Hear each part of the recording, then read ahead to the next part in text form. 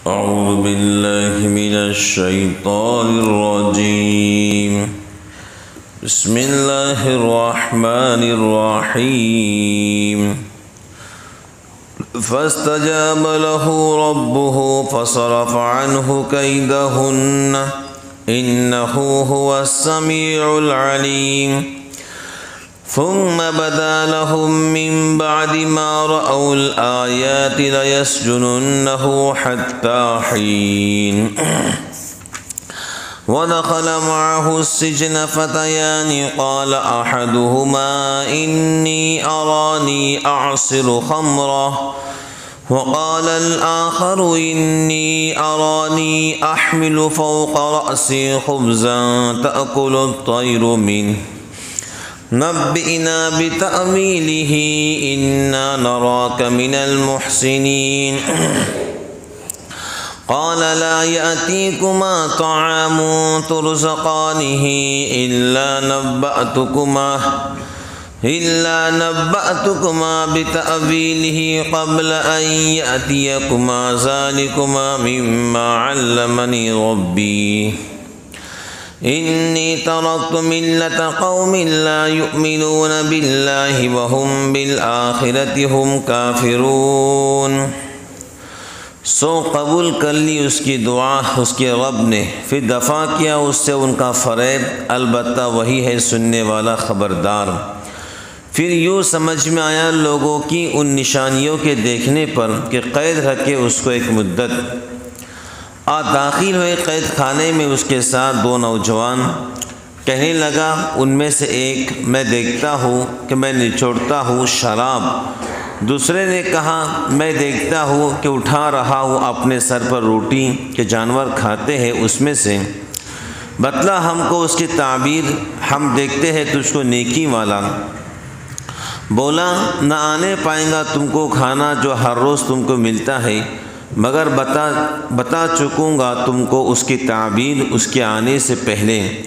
یہ علم ہے کہ مجھ کو سکھایا میرا رب نے، میں نے چھوڑا دین اس قوم کا کہ ایمان نہیں لاتے اللہ پر اور آخرت سے وہ لوگ منکر ہیں.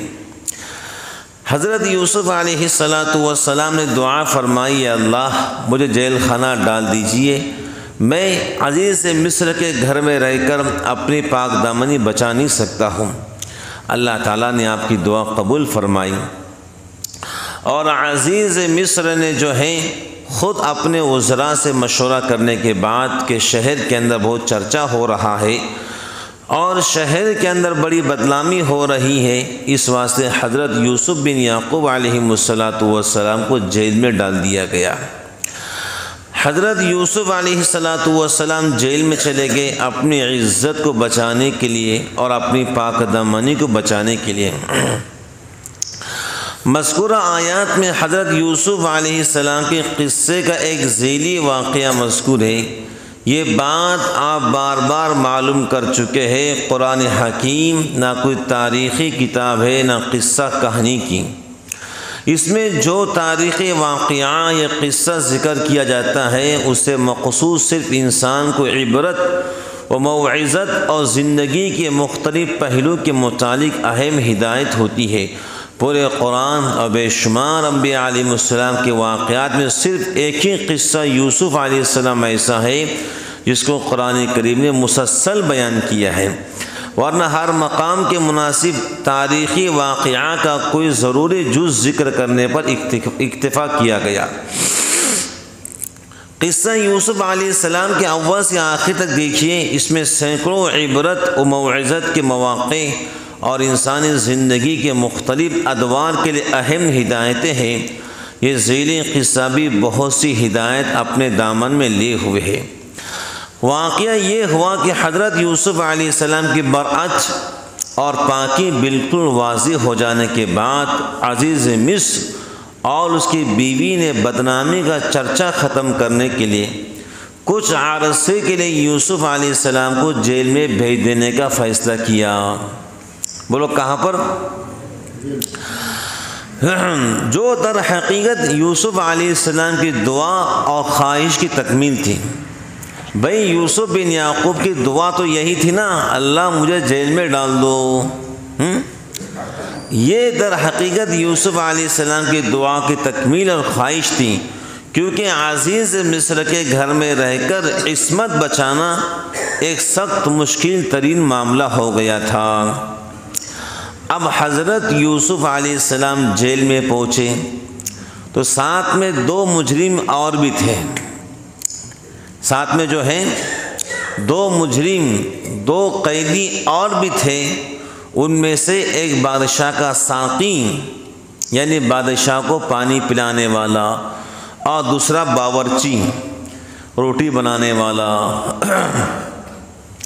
ایک ساقی تھا جو بادشاہ کو پانی پلاتا، ایک روٹی بنانے والا۔ دونوں قیدی بھی آپ کے ساتھ جیل میں داخل ہوئے۔ ان کا معاملہ یہ تھا کہ انہوں نے کھانے میں پینے میں زہر دینے کی کوشش کی بادشاہ کو۔ جو 2 قیدی آپ کے ساتھ جیل میں داخل ہوئے، ان کا جرم یہ تھا کہ انہوں نے کھانے اور پینے کے اندر بادشاہ کو زہر دینے کی کوشش کی۔ بات سمجھ گئے؟ مقدمہ زیر تحقیق تھا۔ مقدمہ بولو کیسا تھا؟ زیر تحقیق، عدالت میں کارروائی چل رہی تھی، اس لیے ان دونوں کو جیل میں رکھا گیا۔ یوسف علیہ السلام جیل میں داخل ہوئے تو اپنے پیغمبرانہ اخلاق و رحمت و شفقت کے سبب سب قیدیوں کی دلداری اور خبر گیری کیا کرتے تھے۔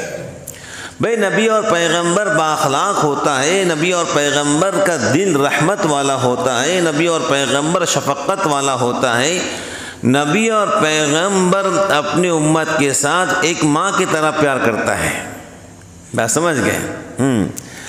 تو حضرت یوسف علیہ السلام نبی اور پیغمبر اور خاندان نبوت کے چشم چراغ تھے۔ ہر ایک قیدی کی دلداری کرتے، خبر گیری کرتے، کوئی بیمار ہوتا اس کی عیادت کرتے، کوئی پریشان ہوتا اسے تسلی دیتے، کوئی بھوکا ہوتا کھانا نہیں کھاتا اسے کھانا کھلاتے۔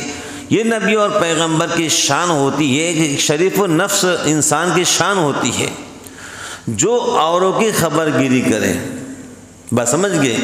حضرت جناب رسول اللہ صلی اللہ علیہ وسلم کی جو صفات کاملہ تھیں، جس وقت نبوت ملی تھی اور آپ ذرا پریشان ہو گئے تھے اور آپ کے مبارک باڈی اور جسم میں حرکت پیدا ہو گئی تھی، تو آپ کی بیوی نے کہا تھا اللہ کو ضائع نہیں کریں گا، کیوں آپ بھوکوں کو کھانا کھلاتے ہیں، پیاسوں کو پانی پلاتے ہیں، پریشان حال کی پریشانیاں دور کرنے کی کوشش کرتے ہیں، بیماروں کی عیادت کرتے ہیں، بھٹکے ہوئے مسافر کو راستہ دکھاتے ہیں۔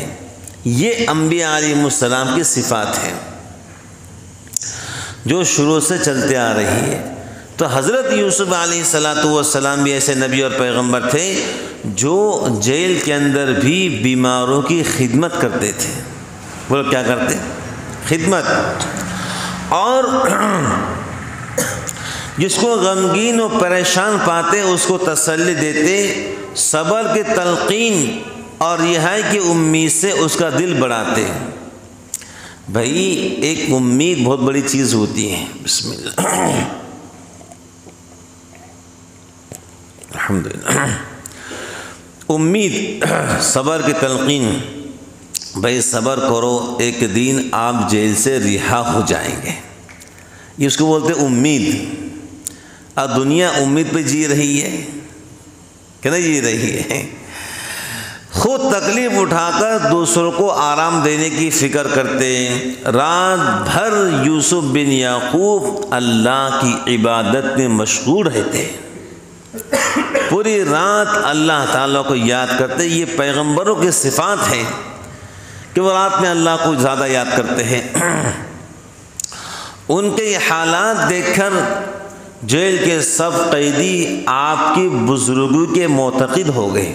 جیل کے تمام قیدی آپ کی بزرگی، آپ کی شرافت، آپ کی رحم دلی اور آپ کی شفقت کے تمام جیل کے قیدی معتقد ہو گئے۔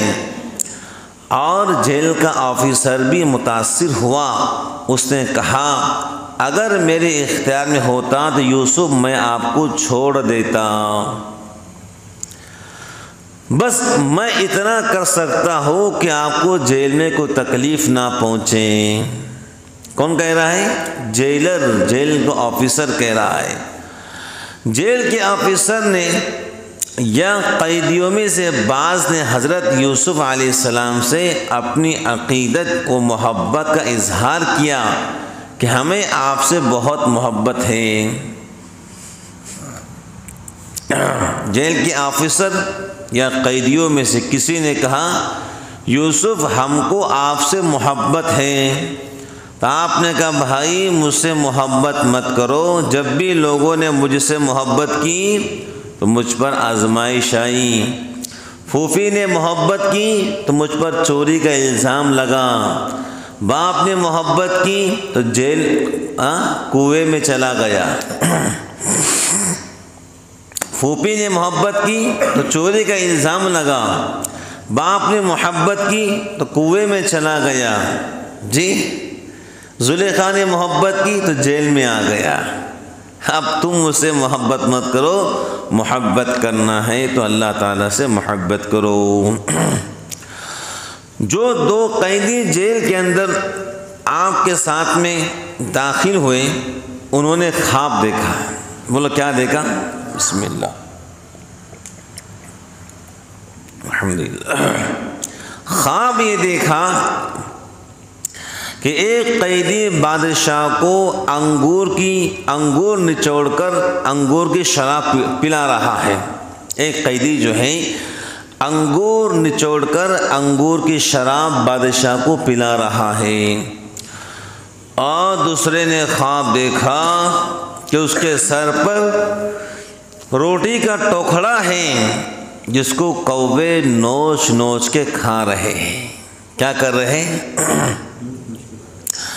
عبداللہ بن عباس رضی اللہ تعالی عنہما فرماتے ہیں یہ انہوں نے حقیقت میں خواب دیکھا تھا۔ حضرت عبداللہ بن مسعود نے فرمایا کہ انہوں نے خواب نہیں دیکھا تھا، محض یوسف علیہ السلام کی بزرگی اور سچائی کی آزمائش کے لیے خواب بنایا تھا۔ امام المفسرین حضرت عبداللہ بن عباس فرماتے خواب دیکھا تھا۔ امام القراء حضرت عبداللہ بن مسعود فرماتے خواب نہیں دیکھا، محض آپ بزرگ ہیں کہ نہیں آپ کو چیک کرنے کے لیے بناوٹی خواب پیش کیا۔ بہرحال ان میں سے ایک یعنی شاہی ساقی نے یہ کہا میں نے خواب میں دیکھا انگور سے شراب نکال رہا ہوں۔ یوسف علیہ السلام نے دونوں کے خواب سن کر، دیکھو آپ نے جو ہے دونوں کے خواب کو سنا، ایک کہتا ہے میں انگور کی شراب نکال رہا ہوں، اور ایک کہتا ہے کہ روٹی کا ٹوکرا میرے سر پر ہے، کوے نوچ نوچ کی کھا رہے ہیں۔ تو حضرت یوسف علیہ السلام نے سب سے پہلے جو ہے خواب کی تعبیر نہیں دی، اپنا اعتماد ان کے دل میں بٹھایا۔ کیا بٹھایا؟ آپ نے یہ کہا کہ اللہ تعالیٰ نے مجھے وہ علم دیا ہے جو کو تم کو کھانے ڈبے میں آئیں گا، آنے سے پہلے میں تم کو بتا سکتا ہوں کہ آج تمہارے ٹفن میں کیا آنے والا ہے۔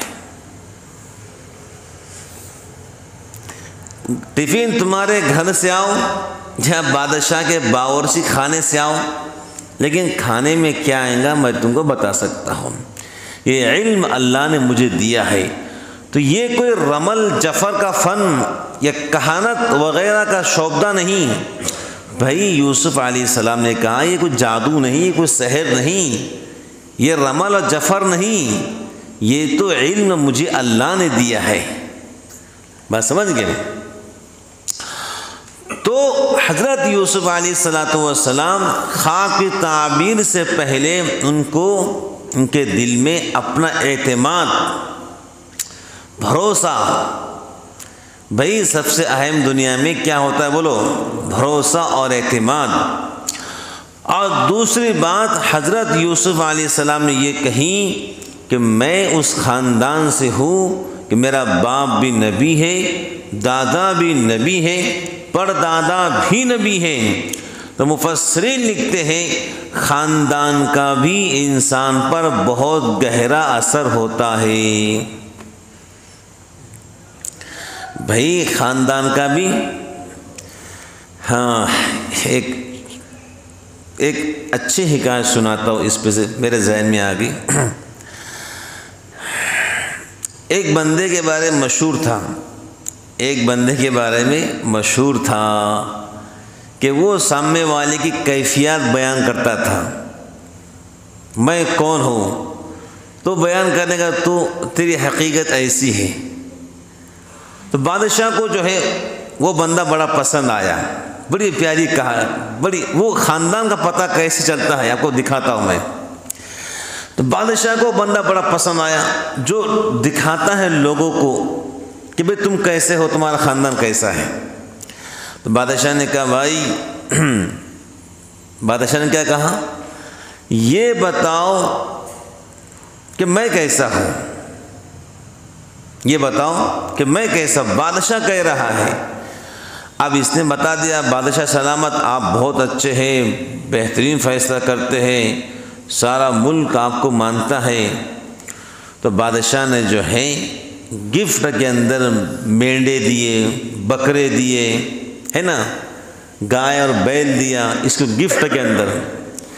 پھر دوسرے دن بادشاہ نے پوچھا میں کیسا ہوں، آپ نے بتایا آپ بڑے اچھے ہیں، بادشاہ ہیں، یہ ہے وہ ہے، یہ بتاؤ میرا خاندان کیسا ہے، کیا میرا خاندان کیسا ہے۔ تو برجستہ اس نے کہا بادشاہ حضور آپ ایک چرواہ کے بیٹے ہیں۔ کس کے بیٹے ہیں؟ بکریاں چرانے والا، آپ اس کے بیٹے ہیں۔ تو بادشاہ نے کہا اگر میں چرواہ کا بیٹا ہے تو تجھ کو معاف کرتا ہوں، اگر میں چرواہ کا بیٹا ثابت نہیں ہوا تو تجھے قتل کر دوں گا بھرے دربار کے اندر۔ تو بادشاہ نے فوراً اپنے ماں باپ کو پیغام بھیجا میں کون ہوں۔ تو جو اس کے ماں باپ بوڑھے ہو چکے تھے وہ بادشاہ تھے، اب یہ جوان تھا، اس کو بادشاہ بنائے۔ تو اس کے بوڑھے ماں باپ نے کہا بیٹا اصل میں ہماری کوئی اولاد نہیں تھی، ہم نے ایک چرواہ سے ایک لڑکے کو خریدے تھے، وہ تو ہی تھا جس کو ہم نے اپنا بیٹا بنائے تھے۔ ہم نے ایک چرواہ سے ایک لڑکے کو خریدا تھا پیسہ دے کر، ہم نے تجھے خریدا تھا چرواہ سے، تو ایک چرواہ کا بیٹا ہے، بادشاہ کا بیٹا نہیں ہے، ہم کو اولاد نہیں تھی، ہم نے خرید لیا اور تجھے اپنا بیٹا بنایا، تجھے محسوس ہونے نہیں دیا۔ تو پھر بادشاہ نے اس ملازم سے پوچھا تو نے کیسے پہچانا میں چرواہ کا بیٹا ہوں، مجھے خود نہیں معلوم میں کس کا بیٹا ہوں۔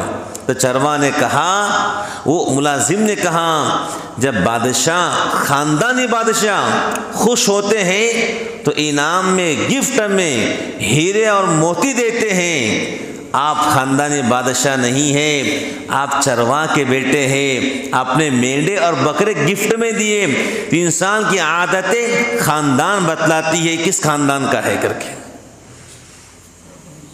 نہیں سمجھے بات ہوں، عادت بتلاتی کس خاندان کا ہے کر کے، ہے بات سمجھ گئے۔ ہاں یہ چرواہ کا بیٹا تھا، گفٹ میں مینڈے بکرے دیا، اگر بادشاہ کا بیٹا ہوتا تو گفٹ میں کیا دیتا، سونا چاندی ہیرے اور موتی۔ تو انسان کی عادتیں خاندان کا پتہ بتلاتی ہے۔ تو یوسف علیہ السلام نے کہا تھا میرا خاندان، باپ بھی نبی ہیں، دادا بھی نبی ہے اور پردادا بھی نبی ہے، میں اس خاندان سے ہوں کہ جو بات کرتا ہوں جھوٹ نہیں کرتا ہوں۔ میرے دادا نے، پردادا نے اور میرے باپ نے سارے لوگوں کو ایک تعلیم دی ہے، وہ ہے ایک اللہ کو مانو اور اپنی زندگی گزارو۔ تو یوسف علیہ السلام نے قیدیوں کو تعبیر بتانے سے پہلے یہ کہا دیکھو ایک اللہ کو ماننا، اللہ کے سوا کسی کی عبادت نہیں کرنا۔ جن پتھروں کو تم مانتے ہو وہ پتھر بول بھی نہیں سکتے ہیں، وہ پتھر سن بھی نہیں سکتے ہیں، وہ بے حس ہے، بے حرکت ہے۔ وہ جو مکھی اپنے اوپر بیٹھتی ہے اس کو بھی اٹھا نہیں سکتے ہیں۔ یاد رکھو ایک اللہ ہے جو پوری کائنات کا بادشاہ ہے۔ یہ سب سے پہلے یوسف علیہ السلام نے اپنے خاندان کا تعارف کرا کر اللہ کا تعارف کرایا، یعنی اپنا اعتماد ان کے دل میں بٹھا کر اس کے دین کی دعوت دی اور تبلیغ کا اصول بتلایا۔ پھر اس کے بعد خواب کی تعبیر یہ دی کہ دیکھو تم دونوں نے خواب دیکھا ہے، ٹھیک ہے، یہ نہیں کہا کہ تو رہا ہوگا تو مر جائیں گا۔ حضرت یوسف علیہ السلام پیغمبر تھے، وہ جانتے تھے میں نے اگر کندھے پہ ہاتھ رکھ کے کہہ دیا کہ تو آزاد ہو جائیں گا اور دوسرے کے کندھے پہ ہاتھ رکھ کے کہہ دیا کہ تو رہا ہو جائیں گا تو آزاد ہوگا اور تو مارا جائیں گا، یعنی سولی پہ چڑھایا جائیں گا۔ تو جس کی تعبیر ہوتی کہ سولی پہ چڑھایا جائیں گا وہ آبی سے گھل کے مرتا جائیں گا۔ اس واسطے یوسف علیہ السلام نے کہا میں تم دونوں کے خواب سنا ہوں، آپ فیصلہ سنو، تم میں کا ایک رہا ہوگا اور تم میں کا ایک پھانسی پہ چڑھایا جائیں گا۔ بات سمجھ گئے نا؟